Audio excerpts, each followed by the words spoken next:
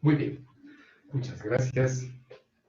Les doy mi bienvenida al seminario de los sábados de Antropología Sociocultural de la Música. En este ingreso al seminario de hoy de Antropología Sociocultural de la Música, vamos a tener como método de investigación un engarce, una relación cualitativa.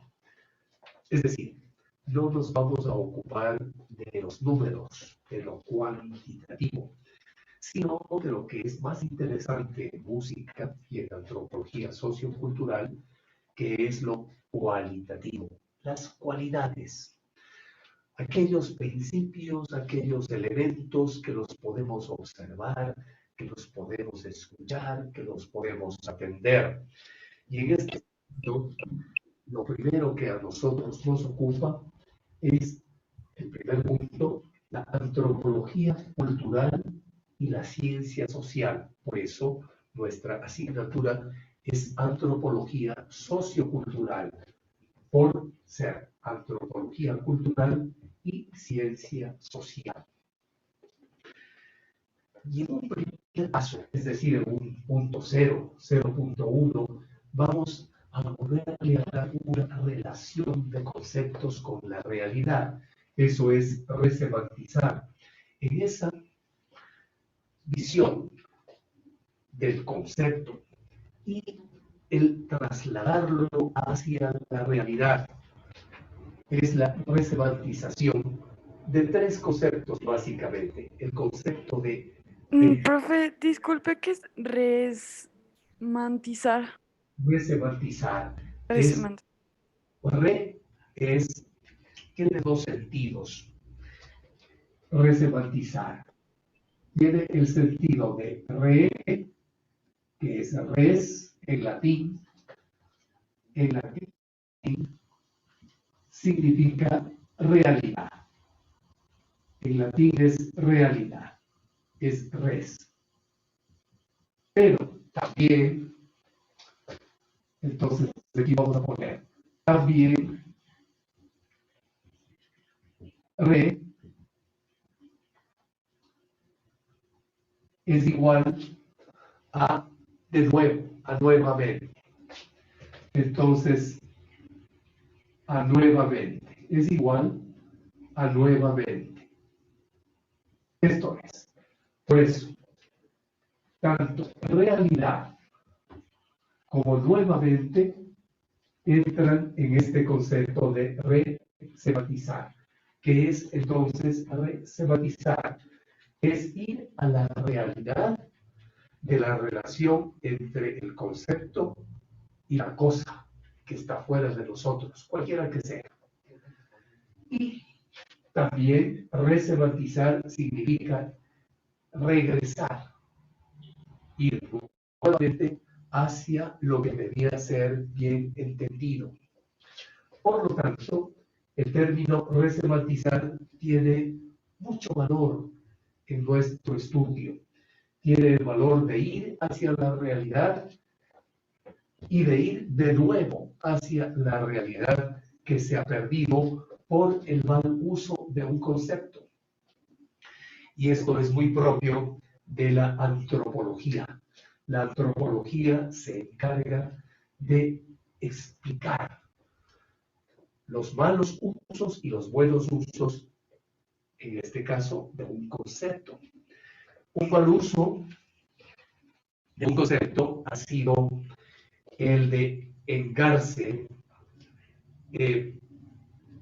y ahora vamos a verlo que antropológicamente estamos a las puertas de explorar lo que es la música a través de cómo engarce, entonces vamos a resematizar este concepto, nos vamos a regresar hacia la realidad de este concepto, que es la relación, es el engarce, es una relación, eso es un engarce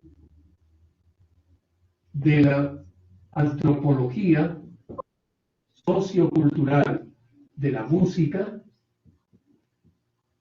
con y esto es muy importante, ya no la historia de la música, no, sino con la historia de la ciencia. ¿Por qué tenemos que realizar esta nueva relación, esta resemantización con la historia de la ciencia? Pues bueno, por varios motivos, pero vamos a ver cuál se les ocurre a Yo, usted. yo creo que, no sé si estoy bien, quisiera que me digas si me equivoco, pero según yo, los positivistas esperaban a estudiar a las personas solo por métodos científicos, a la sociedad por métodos científicos. Eh, y después los antipositivistas entendieron que no era solo así. Entonces yo creo, o sea, con esa información, diría yo que igual, o sea, sí es importante relacionar las tendencias de las culturas científicamente. Muy bien, muy bien, muy bien. Esa es una posibilidad de sentido.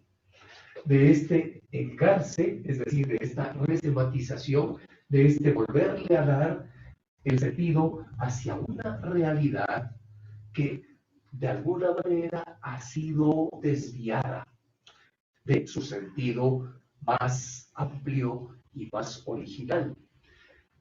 Y además habría que unirle a ello que esta relación de la antropología sociocultural de la música, en su relación, en su engarce con la historia de la ciencia, nos lleva a comprender mejor tanto la música como una manifestación humanística, cuanto la ciencia como una manifestación que va más allá de los pequeños, cerrados, demasiado limitados conceptos de verdad, de objetividad. ¿Por qué?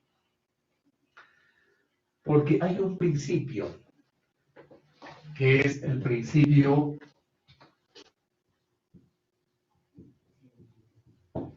de un científico, el Bill, un principio metodológico, que dice que ningún otro principio del descubrimiento científico es tan válido como el principio, ya lo van a ver ustedes, el principio de belleza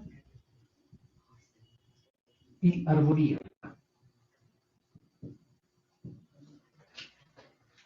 Dice este científico, epistemólogo, ¿no?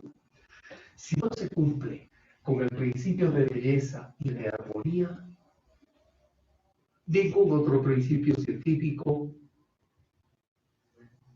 es aval para un descubrimiento determinado o para un proceso de investigación científica experimental.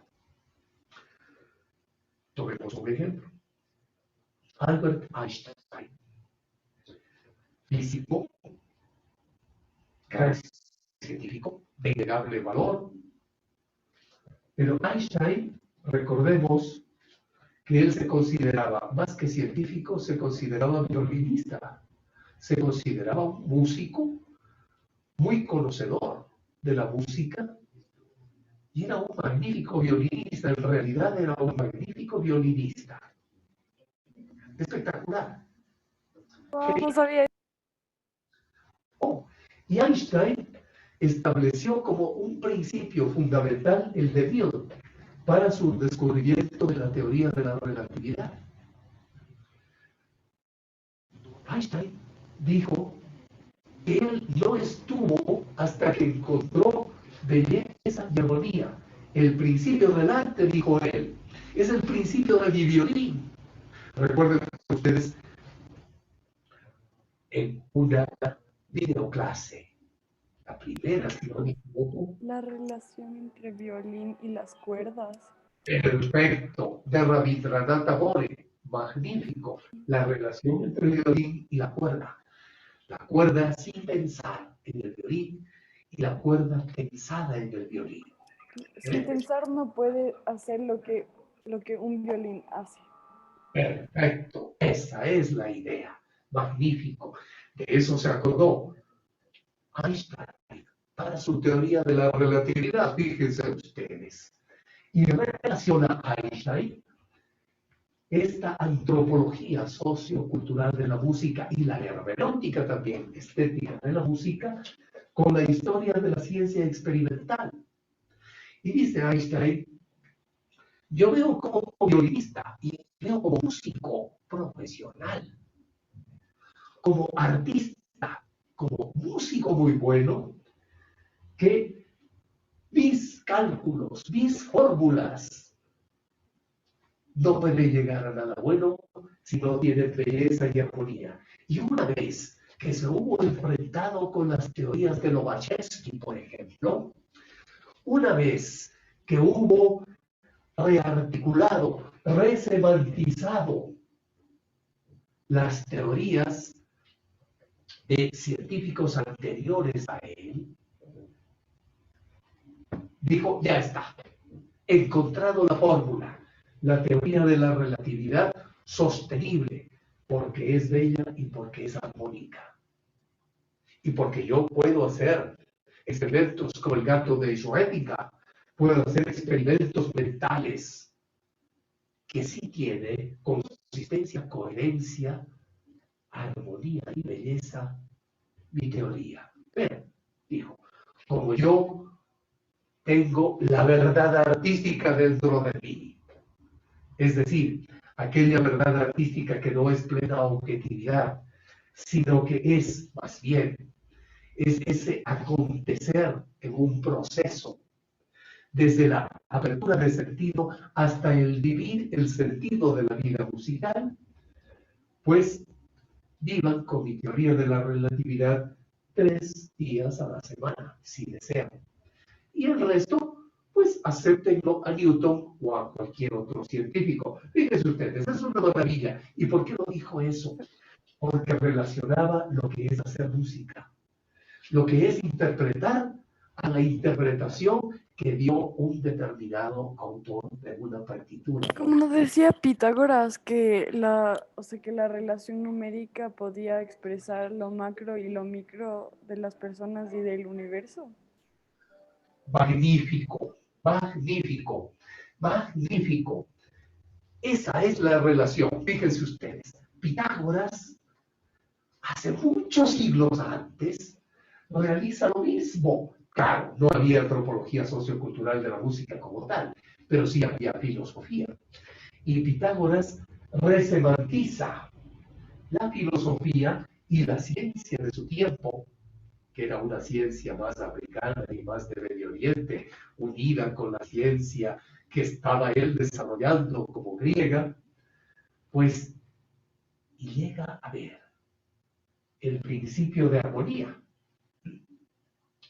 Los principios pitagóricos son armónicos, no hay duda. Y por eso es que se podía utilizar en la música griega antigua los armónicos pitagóricos. Y Pitágoras lo que hace es, en esa resemantización, que por supuesto no se llamaba así en ese tiempo, era simplemente una reflexión filosófica, era una reflexión científica, entra en lo que usted manifiesta. Y Pitágoras encuentra que las cosas van más allá de lo aparente y que el número no solo es algo cuantitativo, es interesante, por eso nosotros hacemos un abordaje cualitativo, sino que el número tiene cualidades. Y esto es básico, porque muchos siglos después de Pitágoras encontramos en la neuropsicología, que parte desde la ciencia de la medicina, que es la neurología, hallamos en la neuropsicología que un artista o una persona en general que, por ejemplo, hace música y que se está imaginando cosas, se está imaginando como Vivaldi, se está imaginando un río que fluye, o Smetana, igual pues, ¿no? Sobre el río Moldava, se está imaginando el agua que fluye, etcétera, etcétera. Pues ahí tenemos nosotros un principio de genialidad. Es decir, el trasladar un conocimiento de una área hacia otra área. O es el pintor que está pintando y a su vez está viendo su armonización de colores como si fuesen colores musicales. Y está viendo su composición en el plano como si fuese una composición musical. Esa es su genio. O la conversación, para, o sea, para darle el sentido mientras toca, no sé. Muy bien, también sucede eso. Entonces allí tenemos otra forma de aplicar el espíritu pitagórico. Ese espíritu pitagórico que va trasladándose más allá del número, pero tomando las esencias que no son meramente de una zona de la realidad, sino que son toda la realidad. Es englobante. Así que esto que nosotros hemos visto hasta aquí como resematización del encarce, entra ya con completa razón la segunda resematización del que ustedes precisamente han tratado desde hermenéutica hasta antropología sociocultural de la música, lo que es el positivismo.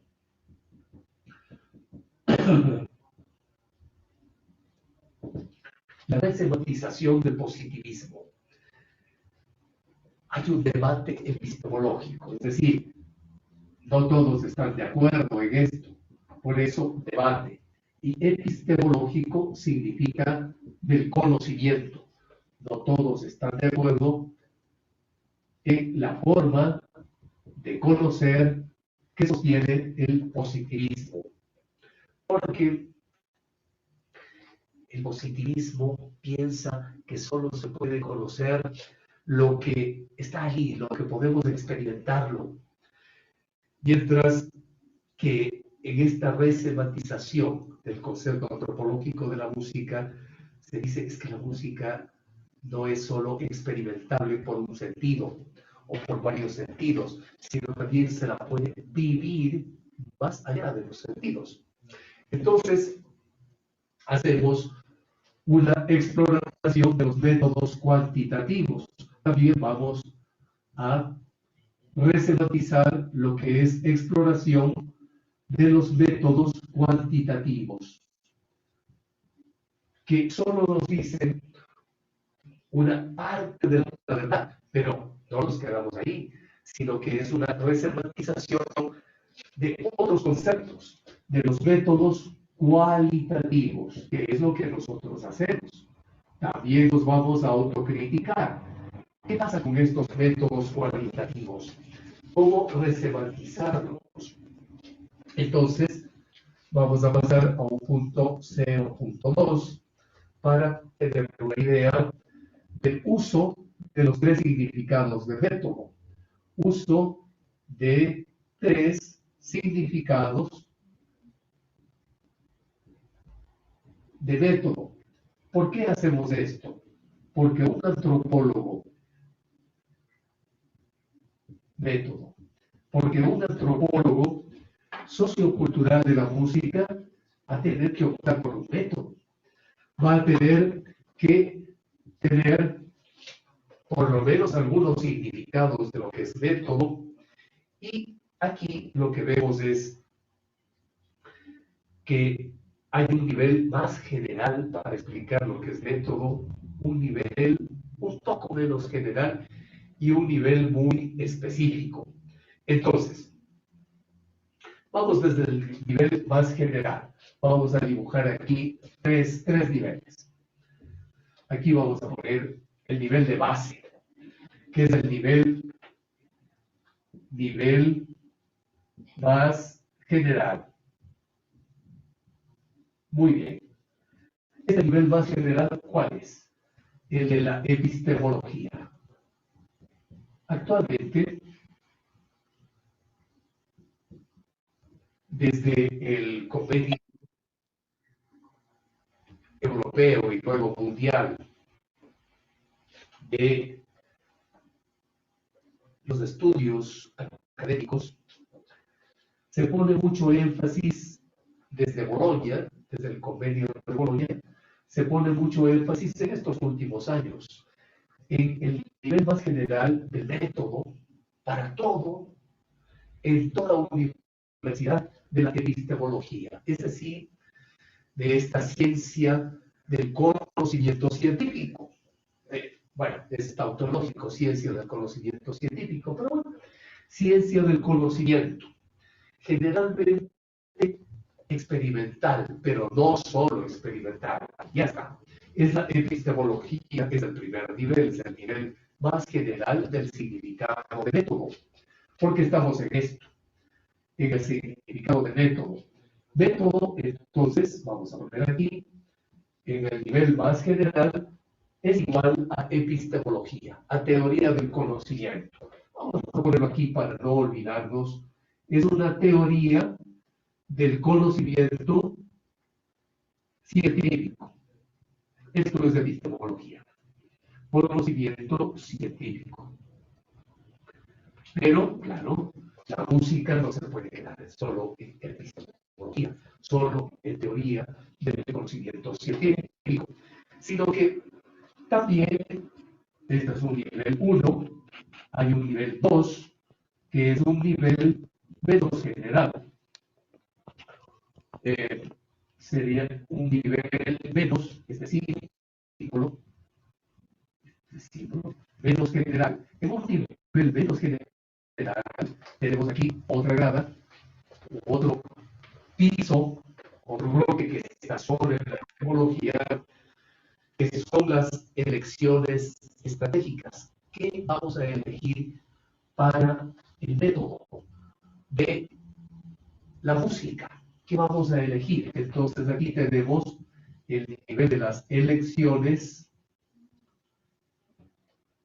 estratégicas, las que nos van a valer mucho a nosotros, las elecciones estratégicas. Y decimos, en antropología sociocultural de la música, optamos por el método de nivel menos general, que son las elecciones estratégicas, porque nosotros vamos a hacer 3 trabajos aquí. Vamos estratégicamente a trabajar en experimentos. Entonces, aquí tenemos el experimento antropológico sociocultural. Vamos a ponernos a experimentar qué es la música, por ejemplo, de determinado pueblo. Ya habíamos puesto un ejemplo de la música de Zambisa, un pueblo que está muy cerca de Quito, que ya es parte de Quito. Vamos a experimentar qué sucede con esa música. Vamos a grabarla, vamos a ver cómo está interpretada, cuál es su contexto, cuáles son sus antecedentes, y vamos a tratar de variarla. Ya les dije a ustedes, tomaremos una partitura de Mesías Carrera, por ejemplo, el maestro de capilla de Zambisa, y experimentaremos el cambiar algunas frases, el cambiarle una parte del ritmo, el variar su armonía. Profe, pero eso, digamos, no cambiaría el discurso o el sentido que el compositor quiso mostrar. Perfecto, perfecto, porque vamos a experimentar hasta qué punto soporta ese sentido y desde qué punto ya se pierde ese sentido. Muy bien, eso es lo que vamos a experimentar. Magnífico, magnífico. Segundo, podemos hacer un trabajo que se llama de biblioteca. ¿En qué sentido? Decimos, a ver, vamos a ver si ya se ha escrito algo sobre esto. Y nos encontramos que el propio Mesías Carrera, el maestro de capilla tan celebérrimo de Zambisa, nada menos que ha escrito un libro con el antropólogo sociocultural de la música norteamericano, Frank Salomon, profesor mío, profesor brillante de la Universidad de Wisconsin. Entonces ya tenemos aquí una elección estratégica a este nivel de método sociocultural de la música, de biblioteca, porque nos vamos a referir a este libro también. Y vamos a ver si podemos cambiar un danzante o si podemos cambiar un yumbo. Vamos a ver. Entonces, es el método de biblioteca. Y también tenemos el método de trabajo de campo. Aquí está trabajo de campo. Trabajo de campo. Muy bien. ¿A qué nos referimos con trabajo de campo? Vamos y hacemos la observación participante. Y en esta observación participante vamos a tratar de escuchar la música, por supuesto, de las bandas de pueblo de ahí de Zambisa. Vamos a escuchar la música que interpretan en las misas criollas ahí en Zambisa. Vamos a escuchar cómo asisten a un velatorio y tocan una música determinada. Es decir, vamos a observar antropológicamente. Es un método, ¿no es cierto? Es un método en este nivel menos general porque tenemos la elección estratégica de desarrollar este trabajo de campo de observación participante. ¿Por qué digo participante? Porque inclusive podemos pedir que la Escuela de Música de Mesías Carrera y de su hijo, del músico de la Sinfónica Nacional del Ecuador, Luciano Carrera, que es de vientos, del área de vientos, pues nos den una clase o unas clases o nos deje participar con nuestro instrumento en lo que ellos hacen. ¡Au! Esto es interesante. Emocionante. Es interesante. Ven ustedes, esta es una elección estratégica interesante, importante. Es más o menos como lo que hacía Bela Bartók. Bela Bartók con la música húngara, romana, etc. Inclusive hasta la música turca, pues hizo este tipo de trabajo. Siendo él un gran músico, se convirtió en un antropólogo sociocultural de la música que le sirvió, fíjense ustedes, qué interesante, a través de un proceso hermenéutico, es decir, interpretativo, para él desarrollar su propia música, que ya no era como ustedes ya lo conocen por las videoclases y por los ensayos que hemos ya preparado, ya escrito, y ya leído, ya estudiado.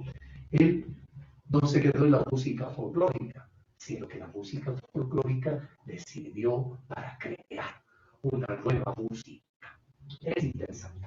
Pues bien, ya estamos en el nivel más general, pero requerimos el nivel 1, perdón, el nivel 3, wow, porque vamos subiendo por pisos.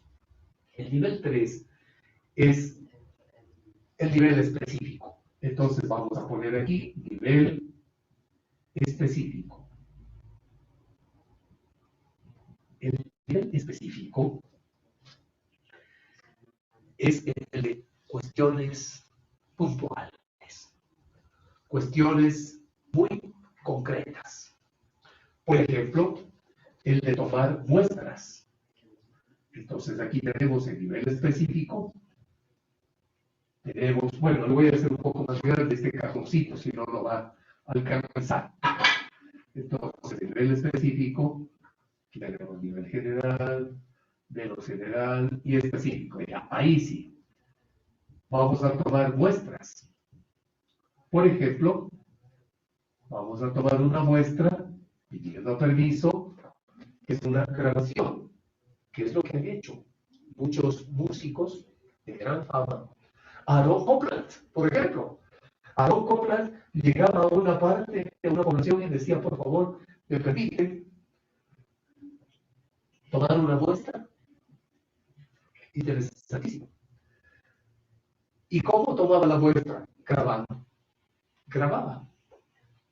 Y luego Se iba él a su estudio a escucharla, reescucharla, le transformaba en notación y luego decía, a ver, ¿cómo es esto? ¿Cómo me explico aquello? Y sacaba sus grandes conclusiones a Aaron Copland, contemporáneo nuestro y a Copland. También Pero tenemos perdón, qué tipo de conclusiones podrías sacar de una grabación, digamos, de jazz? muy bien, wow, de jazz. Eso es complejísimo. Bien, muy bien. En estos 4 minutos últimos vamos a aprovechar al máximo, veo yo, porque el jazz es un plano de sentido más complejo que el de la música académica en general. Tanto es así que hay músicos académicos que se han parecidos ante el jazz y dicen, oh, para interpretar el jazz, yo no estoy listo. Porque en el jazz podemos tomar una muestra, ¿no es cierto? Grabamos. Y es muy importante grabar. Y luego podemos entrevistar a quienes interpretan el jazz. Tratar de entender aquello. Y una de las conclusiones frente al jazz es que es importantísima, al tomar la muestra y hacer entrevistas, es importantísima la concepción de innovación en un proceso que no tiene fin. Es decir, es una innovación muy original lo que se está haciendo al interpretar jazz. Cada uno de los músicos está elaborando en ese momento no solo una práctica, no solo está emitiendo unos sonidos preestablecidos, no, está creando música. Y ahí se puede decir con plena propiedad, creamos música. Esa es la conclusión. La conclusión es que a partir del jazz es que la música se construye a sí misma. Oh, qué interesante. Wow, qué hermoso. Pues, O bueno, sea, claro, porque además yo conversando aquí con los músicos del estudio y así, claro que están en jazz y a mí también me interesa mucho, yo creo que he llegado a la conclusión de que eh, es, es, es como aprender a hablar y si no entiendes el sentido de lo que otras personas también hicieron, tampoco tienes el lenguaje para crear ese momento, lo que quieres. Entonces, pero, me ayudó un montón a entender que la música sí es un lenguaje. y es un desarrollo vital. Es un desarrollo vital. Porque hay que en ese momento ir creando nuevas situaciones de sentido. No se puede simplemente decir, a ver, me atengo a una partitura determinada. No, en ese momento veo que es importantísimo que yo haga entrada con una frase musical que se me acaba de ocurrir. Y ahí está ese sabor especial que puede dejar el jazz, esa creación de espíritu. El espíritu entendido como forma de ser superior dentro de la naturaleza.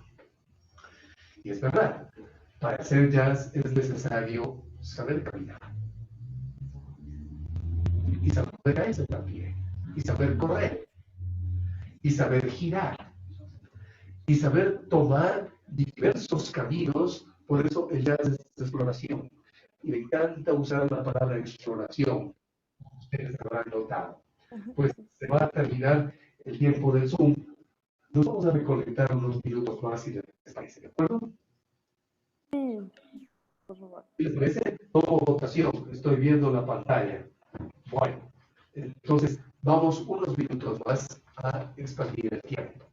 Muy bien, vamos en este rato a reconectarnos para tener un poco de tiempo y luego al final desarrollar esa prueba corta que es tan importante para retroalimentación. Muchas gracias. En este momento cerramos este Zoom y nos abrimos a nuevos Zoom.